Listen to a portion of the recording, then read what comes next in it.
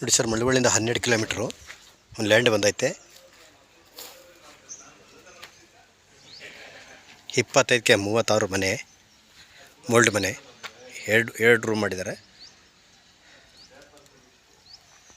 1800 ಅಡಿಕೆ.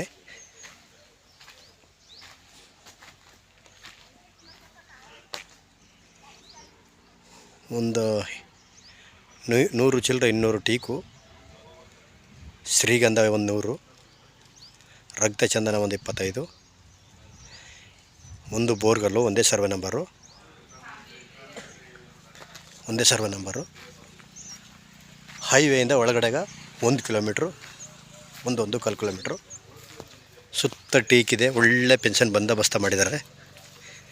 ಶ್ರೀಗಂಧೆ, ಟೀಕು, ರಕ್ತಚಂದನ, ತೆಂಗು ಒಂದು 50ರಿಂದ 60 ಐತೆ.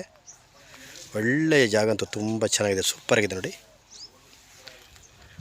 ಅಡಿಕೆ ಅಂತೂ ಸೂಪರಾಗಿದೆ, ಎಲ್ಲ ಈಲ್ಡ್ ಸ್ಟಾರ್ಟ್ ಆಗಿದೆ.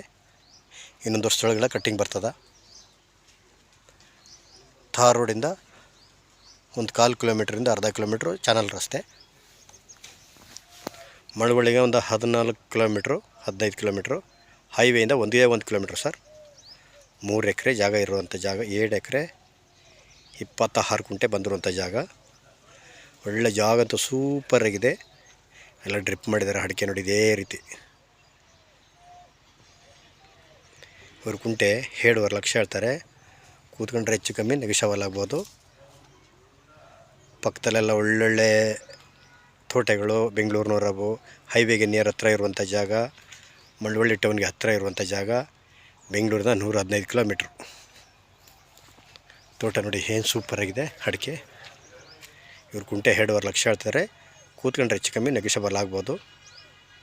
2800 ಅಡಿಕೆ, 200 ಟೀಕು, 100 ಶ್ರೀಗಂಧ, ರಕ್ತಚಂದನ 25, 50 ತೆಂಗು ಫಲ ಸ್ಟಾರ್ಟ್ ಆಯ್ತದೆ ಸರ್. ಎಲ್ಲ ಈಡು ಸ್ಟಾರ್ಟ್ ಆಯ್ತದೆ.